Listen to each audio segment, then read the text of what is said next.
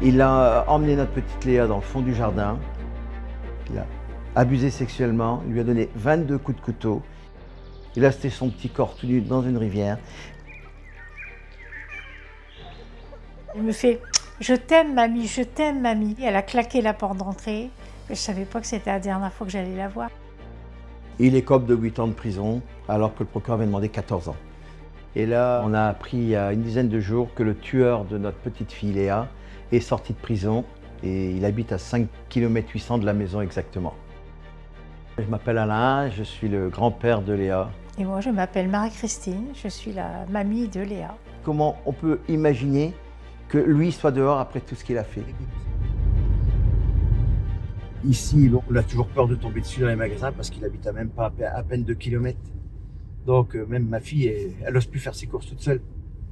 Elle craint, elle a peur parce qu'il a toujours dit qu'il se vengerait un jour ou l'autre. Et en plus, il est chez son papa où il y a des katanas et des armes, donc on ne comprend pas. On ne comprend pas ce que la justice peut faire en laissant sortir un criminel comme ça.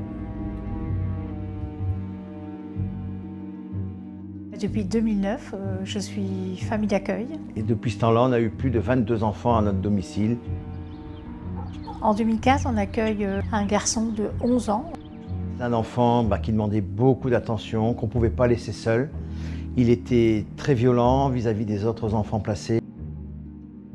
Au bout de 8 jours, on s'est aperçu qu'il y avait des graves problèmes psychologiques. Il y a eu un comportement sexuel anormal avec les autres enfants à notre domicile. Donc quand on a reçu cet enfant, on a commencé à faire des notes d'incidence à la référente de cet enfant. Et la réponse à l'époque de la référente, mais ne vous inquiétez pas monsieur, madame, il faut bien qu'il découvre sa sexualité, c'est normal. Quand on a ce genre de réponse, on se dit mais c'est inadmissible de la part d'une collègue de travail, parce qu'un référent c'est un collègue de travail.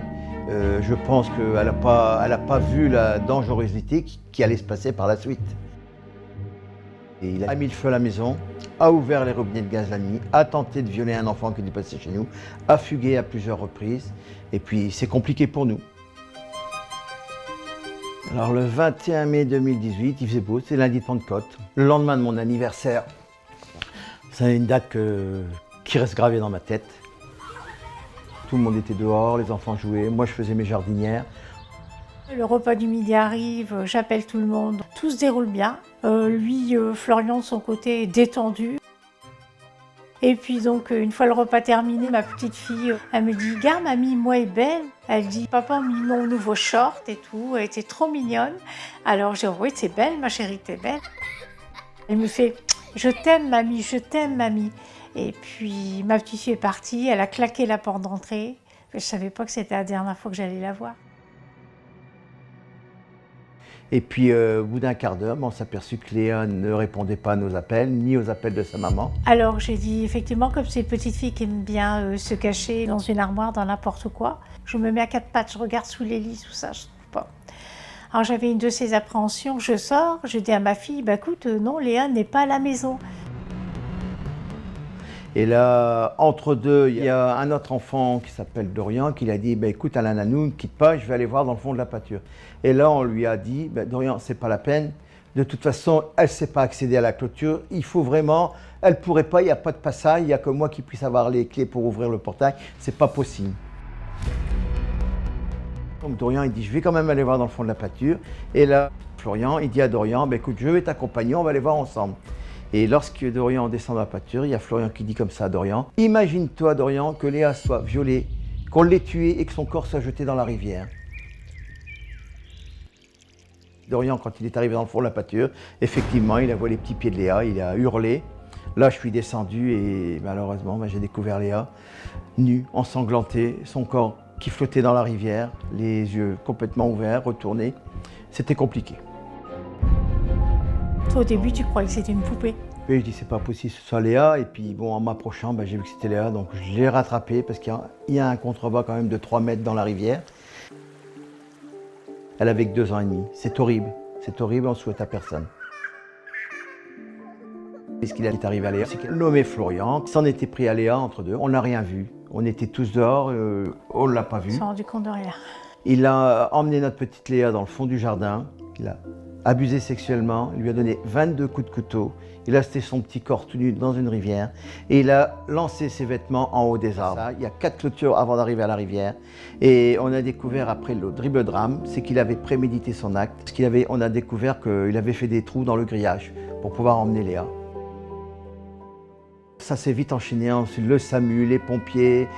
Léa est arrivée dans les bras de son papa, les yeux retournés et tout. Il y avait des jeunes pompiers qui étaient là à ce moment-là, qui ont été malades, qui en vomissaient tellement ils étaient vraiment sous le choc de voir une petite fille dans cet état-là. C'est horrible parce qu'en fait, quand j'ai vu les impacts sur le corps, moi tout de suite j'ai dit c'est des impacts d'ortie, de choses comme ça. J'ai jamais pensé que c'était voilà, des coups de couteau. C'était horrible. Elle est restée ici jusqu'à ce que le SAMU nous dise elle est décédée. Puis vers 20h au soir, le procureur a quand même dit « bon, il faut faire une autopsie » et donc ma petite fille a été emmenée par les pompes funèbres. On a quand même trouvé 22 impacts sur le corps de Léa. Ils ont découvert un poil pubien et puis bon, d'autres choses que je garde dans le secret parce que ma famille n'est pas au courant, que je garde ça personnellement aujourd'hui. Je ne peux pas dire, il y a des choses dans le compte rendu que je ne peux pas... Marie n'est pas au courant. Je ne peux pas lire ça, c'est pas possible, je m'en sens pas... J'en ai pas la force. Oh. Déjà, elle avait le corps très abîmé, alors... Après, quand elle est partie en autopsie, ben voilà, c'est chose normale. Hein. J'ai dit, qu'est-ce qu'on va encore lui faire sur le corps? Parce que forcément, hein, c'est... Voilà, c'est horrible. Ben, c'est un petit bébé, et puis en plus, ne demandez pas ça, elle avait toute la joie de vivre. Moi, je me rappelle, j'étais dans le jardin, elle me dit à début d'après-midi, « Papy, je t'aime, je veux te faire un bisou ». J'étais là, je me rappelle, c'est la dernière fois que je veux le bisou de Léa, et la dernière fois que j'entends ces paroles. Puis malheureusement, ben, il a fallu qu'on ait ce meurtrier qui nous a été placé par les services sociaux. Et puis entre deux, Florian a disparu, il est passé à travers champs et on ne l'a pas retrouvé. Il a été retrouvé quand même plus tard en Belgique, le lendemain, 24-48 heures après. Donc lorsqu'il a été entendu par les gendarmes, il a été tout de suite soupçonné parce que nous on s'était aperçu qu'il manquait à l'appel et étant donné qu'il avait eu de la violence sur d'autres enfants et c'est au bout de la 4e question des gendarmes que là il commence à avouer l'horrible drame qu'il a fait à Léa. Et le 14 juin 2019, le procès a lieu, bien sûr c'est à huis clos étant donné que c'est un enfant mineur qui a duré 2 jours. Il écope de 8 ans de prison alors que le procureur avait demandé 14 ans. Ça, on est un peu déçus. Le 5 octobre dernier, je reçois un appel du tribunal d'Avesnes. Il y avait une libération anticipée du meurtrier de Léa. Au lieu de faire 8 ans, il a fait 6 ans et 4 mois. Léa n'est plus là. Léa, elle est dans sa boîte. Pas normal qu'elle soit là aujourd'hui à cause des services sociaux, parce que moi, j'en veux beaucoup aux services sociaux. S'ils nous avaient écoutés, Léa ne serait pas là aujourd'hui.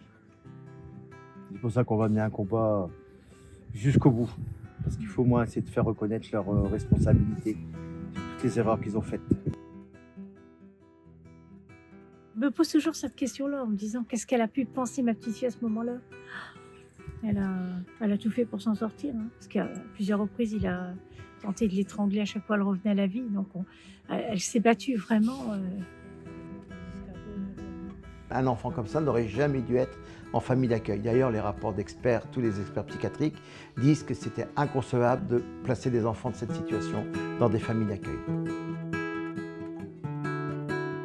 Aujourd'hui, j'en dors plus, j'ai l'image qui me hante jour et nuit. J'ai toujours cette image qui me revient en tête. Sa sortie de prison nous a fait revivre le drame de Léa il y a 6 ans en arrière. On ne peut pas oublier cette histoire. C'est ça. C'est pas possible. C'est honteux, c'est honteux. Il faut que ça change, que les lois changent. Nous, c'est ce qu'on souhaite. Voilà, on va se battre pour ça d'ailleurs.